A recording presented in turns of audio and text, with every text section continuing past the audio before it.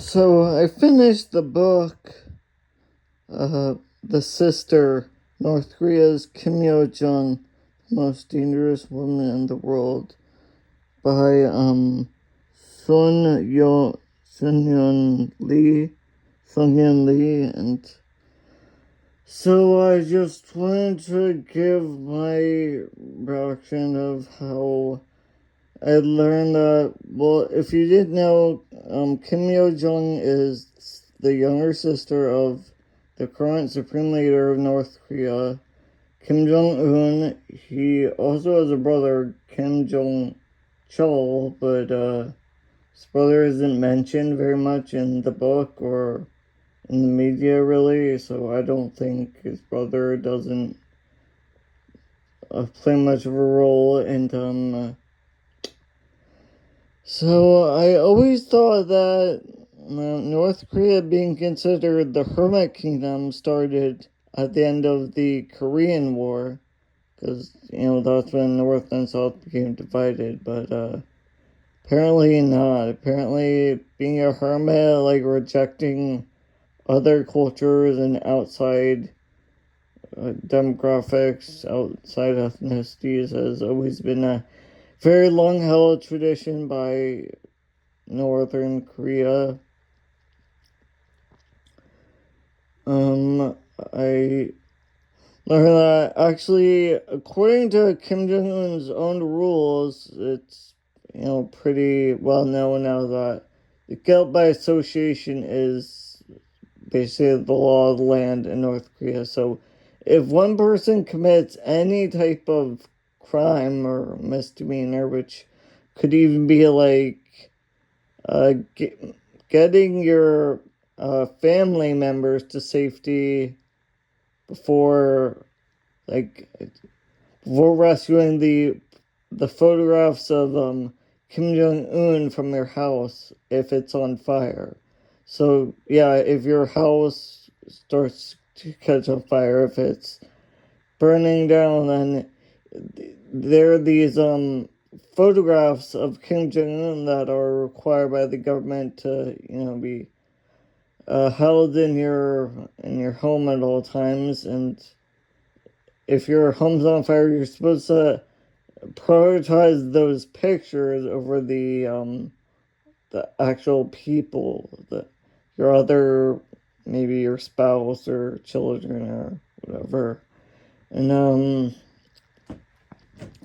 so yes, guilt by association, that means it would be punishing your three generations of your family. So the in-laws, but also the I guess parents or grandparents, the older generation, and I'm not sure if probably children, because I mean your status in North Korea, your class status or your position in the Workers' Party is heavily based on just your parents, what class they were considered. So sure, anything that goes on the records of your family members is gonna have a lot of impact. So what I was talking about, the royal family of North Korea, Kim Jong Un and Yo Jong and Young Chol or Jung Chol, and their grandfather, Kim Il Sung. Well, actually, Kim Jong Un was born in Russia, so his original first name was something besides Kim Jong Un.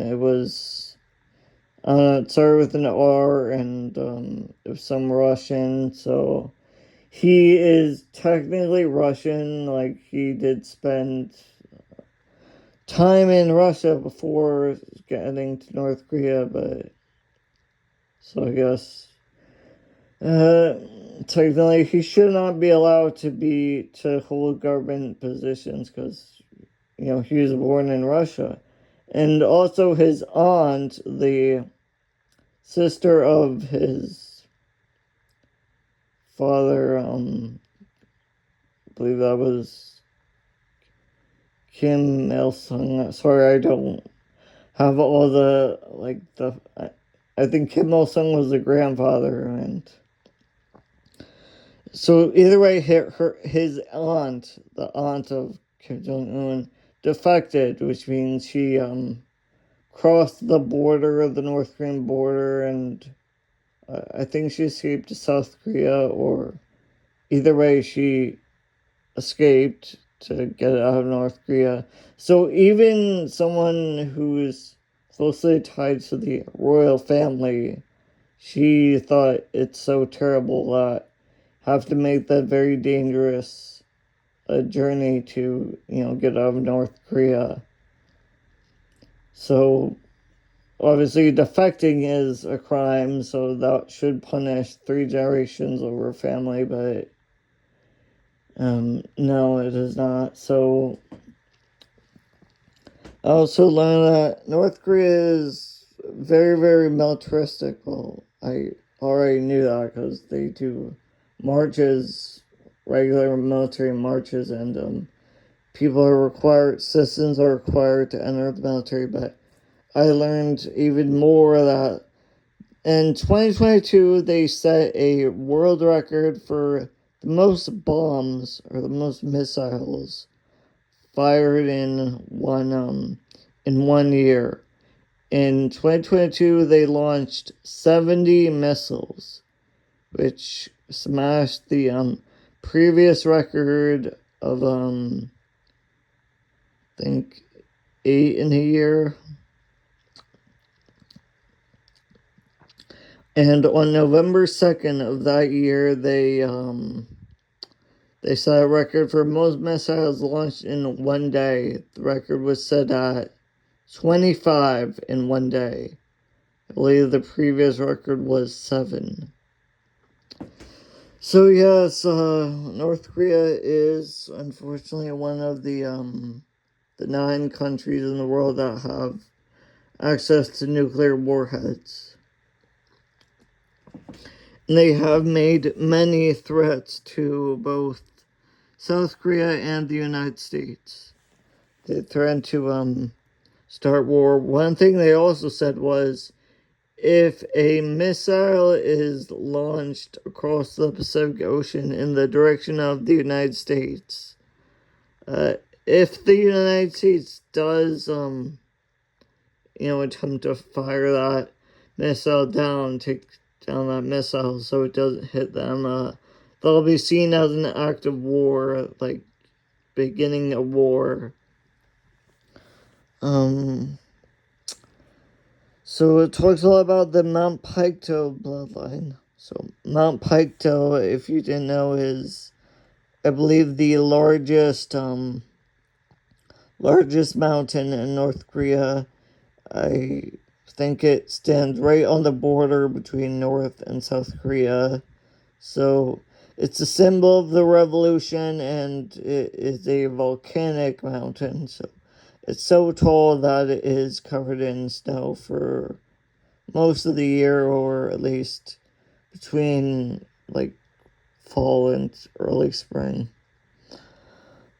Not early spring, so it talks about the Mount Paekto bloodline and the mythology of North Korea. What the citizens are told is that Kim Jong-un was supposedly born on that mountain. His birthday is in February, so according to their myth, what the media wants you to believe, they claim that, I guess, his mom gave birth on that mountain in February, which it's below freezing temperature then, so I don't know, a woman giving birth on top of a mountain in sub-zero temperatures or below freezing temperature is, I doubt it's possible for women to go into labor or deliver a baby when it's below to freezing. Well, it might be possible, but I don't recommend it, and that's obviously not like, I'm not suggesting anyone do that, and it's,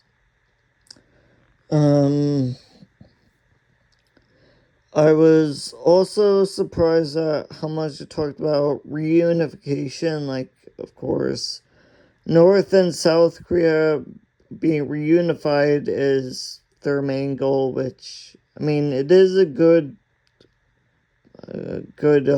wish, but I think that's all it is, really, a wish. It's pie in the sky hope, and I mean, it would be nice if North and South Korea could become one Korea again, but they are not. Seeing how it is now, they're so different. They're so incredibly different. Like, the North Korea, they commonly tell their people about the American bastard. So, like, America is seen as pretty much the worst race and the worst country ever, the worst ones in the world. And South Korea is, I think South Korea likes the United States, or at least they're not as hostile as North Korea. So yes, over the years they have made many, many agreements to be less hostile and not shoot down each other's I guess machines or vehicles. Like, there was one instance in the I think common waters of the coastal sea between North and South Korea, like, a fishing vessel was, I believe, South Korea had a submarine, and some North Korean fishermen saw it, and then they ordered a torpedo to, like, destroy it, and so some people died, and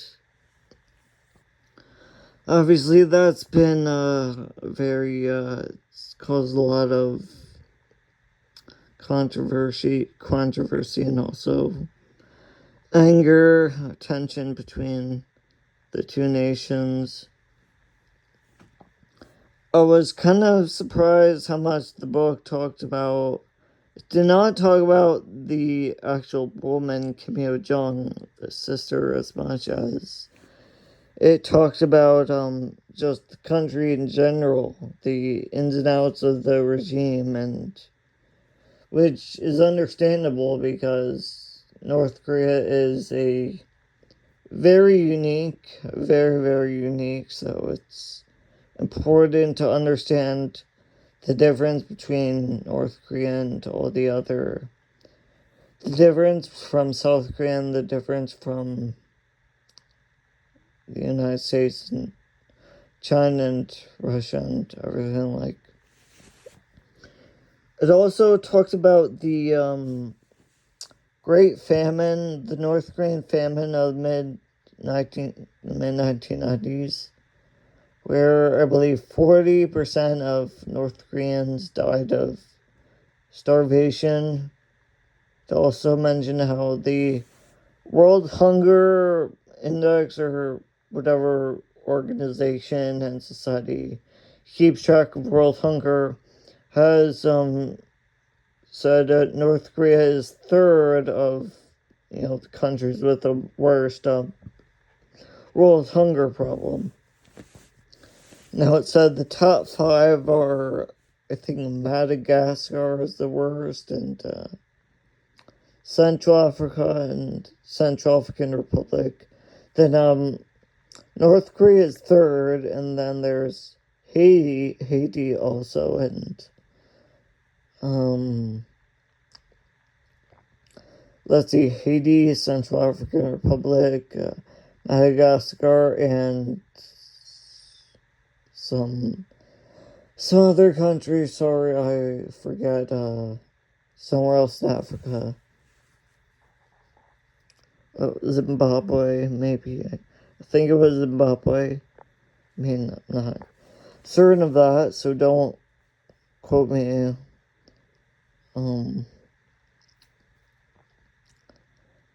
So the book also talked about how the 2018 Olympics was the first ever time that North and South Korea agreed to enter the stage as just one team, have their athletes combined as one nation, like one Korea, which I guess is the closest to reunification as they've got. And of course, the royal family was there, and when they were sitting in the special box seat for nations, people representing the countries like Mike Pence, and I guess Donald Trump was the president at the time. North Korea said that they would only come if they were allowed to sit above South Korea and the United States. Which, yes, they did sit above them. It was just like the seats were set up so like the first row, like the closest row was down here, and like it went up each row as you went back. It also went up. So and it made a point that when Kim Yo Jong was well, she did clap a little when the Koreans entered, but when the American athletes entered, she just turned her nose up, and it's called nostril eyes. So that's like, she stuck her nose up and looked down her nose. Pretty much her face was saying she thinks the Americans are like less than human, subhumans, and they're absolutely worthless and not even worth any acknowledgement, and like nothing they do matters, or they just don't have any purpose or whatever. And the thing about Kim Yo Jong, her big synopsis is she's been called a bloodthirsty demon, ruthless, like even worse than her brother Kim Jong Un. Like they're often referred to as bad cop and even worse cop. So with Kim Jong Un being the bad cop, but Kim Yo Jong being even worse cop. So I know some people like to think females are naturally more gentle or empathetic or anything, but no, I think that's totally not true with her. Really, women in power, women who have historically served as like queen or even countess, duchess, duchess, and just people who have had lots of money, lots of power, people in very powerful positions with lots of money have historically been totally less empathetic than the common human. Especially she is very, very confident in herself, because when you are the second sister of North Korea, like the only person who does not need to bow down to Kim Jong-un, her brother, and where everyone in the entire country fears you, or you're feared by everyone in the country except your brother. It's very easy to be confident then. So yes, it was also described that whenever she walks into a room, whenever she's in someone's presence, they will try to look away or look at the floor, because she's just so she makes their blood curdle, or she brings fear into everyone. She's even the public, the North Korean public, have called her Dagawa 60, which that was the last leader of Imperial China. Last leader of Imperial China, who is also known for being very severe, cruel, and not understanding, and totally does not care about others. It also said that the, I guess, Global Christian Society, or whatever it's called, that Society for Christians has consistently voted North Korea as the most dangerous country to be a Christian for at least 10 years now. And,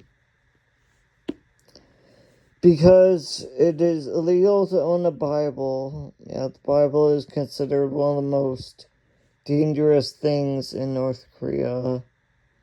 Because, well, the story of Kim Jong-un was pretty much a copy of the Jesus story, so they think if any North Koreans are able to read the Bible, then they may figure out that it's just like copying the story. And also, Kim Jong-un hates Christians so much because obviously they believe in a higher power, something above him. So of course the royal family, the Kims, are supposed to be the most powerful, the most important thing.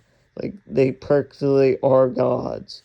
Like, I think most people do see them as, like, literal gods.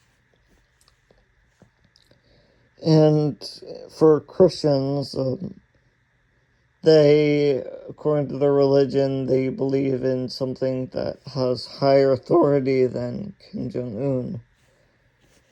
So, Christians have been used in lots of public executions. Like, one North Korean defector in California described one particularly brutal public execution where a bunch of Christians, like, I don't know, 6 Christians, or not totally sure, but they had their hands and feet bound, so they couldn't move at all, and they were laid in the streets, and a steamroller came and crushed them, so. And you could hear the skulls cracking, so. Man, that also brings me to the idea where North Korean defectors, people who have been able to cross the border from North Korea to South Korea, they're human rights activists now, and one of their main tactics is they will send balloons over the border, and the balloons have deliveries of some dollar bills, some copies of the Bible, some, I guess, anti-Pyongyang propaganda, so information about the reality of what the media doesn't want you to know, what the Kim regime really is, and how North Korea is very unique, how it's a hermit kingdom, and I mean, they don't even have the internet over there, like, well, they do have it, just most people aren't allowed to use it at all. And I don't know why the North Korean defectors would contain Bibles in the packages, because, that's very dangerous. To have a Bible is a very, like, one of the biggest crimes, I guess. Not the biggest crime. The biggest crime would be defacing a portrait of Kim Jong-un, or a depiction of Kim Jong-un. To deface some portrayal of Kim Jong-un in any way is I think that's the worst crime.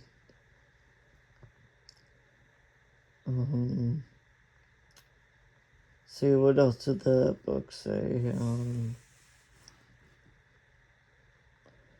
It talked about... Oh, so what I was talking about before, the Great North Korean Famine, that I think 40% of North Koreans died from the famine. They tried to blame it on sanctions made by the U.S. and South Korea. But the thing was, the U.S. didn't start sanctions on North Korea until, I believe, 2006 or 8, or either way, it was sometime after the 90s. So after the famine, and I think South Korea didn't start sanctions until 2012. I believe. Don't really know the year, but yeah, right. Again, it was after the 90s. But what did happen in 1991 was the collapse of the Soviet Union. So for most of its history, North Korea has been supported by Russia, or the Soviet Union, and the Soviet Union was still I believe joined with Latvia, Lithuania, and Russia, and Belarus were all one. But when the Soviet Union was dissolved, that was very bad for North Korea. So it talked about Mount Paekto, the sacred mountain that's the symbol of the revolution, and reunification, how North and South Korea have made so many agreements to end their hostility, but has not been it's never, they always lied to each other, or South Korea probably try to keep its promise better, but North Korea, of course, didn't hold up their end of the bargain, so whatever.